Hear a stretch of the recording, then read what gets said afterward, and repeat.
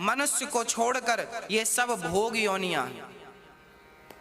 यहां इंसान अपने किए की सजा भोगता है, यही नरक है। कुत्ता कौन बनता है?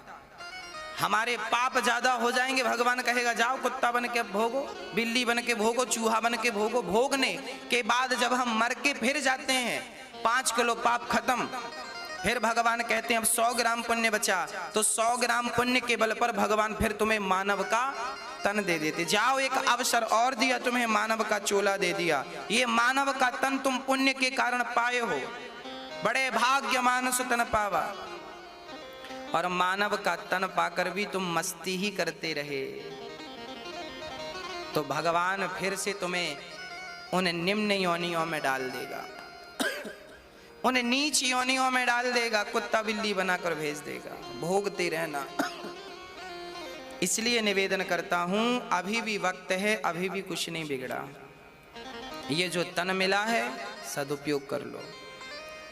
गई बहुत थोड़ी रही नारायण अवचेत, काल चिरैया चुग रही निस दिन आयु खेत। राजा परीक्षित थर थर कांपने लगे। 28 प्रकार के नरकों का वर्णन श्री भरत जी ने कराया है। 28 नरक हैं। तामिश्र, अंध्र, तामिश्र, रौरव, महारौरव, कुंभी, पाक, कालसूत्र, असिपत्र, वन, सूकर, मुख, अंधकूप, ऐसे 28 प्रकार के नरक हैं। जो जैसा पाप करता है उसे वैसी नरक में डाला जाता है। 84 लाख योनियां ये नरक ही है।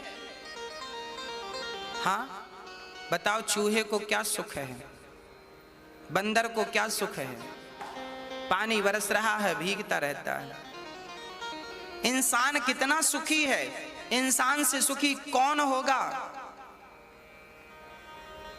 नरक भेजते हैं भगवान, जाओ। जैसे धोबी घाट में कपड़ों की धुलाई, ऐसे नरक में हम सब की धुलाई। राजा परीक्षित बोले प्रभु मैं इस पाप से कैसे बचूंगा? माना कि मुझसे कोई पाप हो गया अनजाने में, अभी तक पता नहीं था पर पाप तो हो गए ना, अब क्या करूं मैं? तब सुखदेव जी बोले एक उपाय है। क्या उपाय है? बोले भगवान का नाम जपो। कितना भी पाप तुमने किया है, भगवान का नाम जपते ही सारे पाप समाप्त हो जाएंगे। कलयुग केवल नाम आधारा, सुमरि सुमरि नर उतरहि पारा। यदि भवसागर से पार होना है तो केवल कृत्य यध्यायते विष्णुम त्रेतायाम यजतो मखई, द्वापरे परिचर्यायाम कलौ केशव कीर्तनाद। सतयुग त्रेता द्वापर में जो गति ध्यान करने से, समाधि लगाने से मिलती थी, कलयुग में वही गति केवल भगवान नाम जपने से मिल जाती है। इसलिए इस कलिकाल में केवल नाम का आश्रय लीजिए। हाँ, श्री भक्तमाल पावन ग्रंथ में एक वाक्य मुझे मिला। श्री हरिदास जी महाराज जी से एक बार किसी ने पूछा कि क्यों? हरिदास जी हमेशा नाम जपते थे, युगल नाम जपते थे, राधे कृष्ण राधे कृष्ण। श्री हरिदास जी महाराज राधे कृष्ण जपा करते थे। एक दिन किसी ने कहा हरिदास जी ये राधे कृष्ण क्या लगा रखा है, क्या जप रहे हो? हरिदास जी ने कहा इसको जपोगे तो भवसागर से पार हो जाओगे, सारे पाप समाप्त हो जाएंगे। ये नाम भगवान का पावन करने वाला है। वो आदमी बड़ा दुष्ट था, उसने कहा कि नाम जपने से भी कोई भवसागर पार कर लेगा? यदि ऐसा हो गया तो मैं अपनी नाक कटा दूंगा।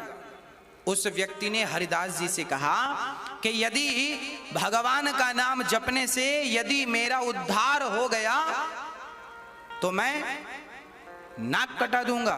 उसने कहा होता ही नहीं है, नाम जपने से कुछ नहीं। मतलब वो भगवान पर विश्वास ना करने वाला था। हरिदास जी से उलझ गया, बोले मैं तो नाक कटा दूंगा अपनी। तब हरिदास जी को भी लगा ये तो मुझे चुनौती दे रहा है। तब हरिदास जी ने भी कह दिया कि यदि तू नाक कटाएगा तो मैं भी आज वचन लेता हूं कि यदि भगवान का नाम लेने वाले का उद्धार ना हो गया तो मैं अपनी नाक कटा दूंगा।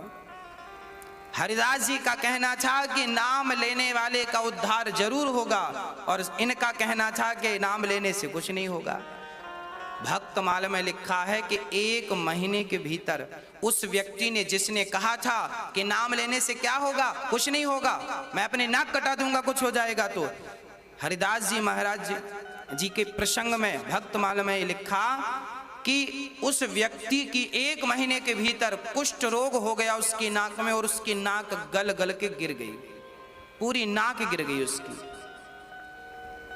रोग हो गया, 1 महीने के भीतर उसकी नाक गल गल के पूरी गिर गई, नाक इस प्रकार कट गई। परमात्मा सब देख रहे हैं, आप भगवान के नाम पर कितना विश्वास रखते हैं। हाँ, याद रखना, भगवान विश्वास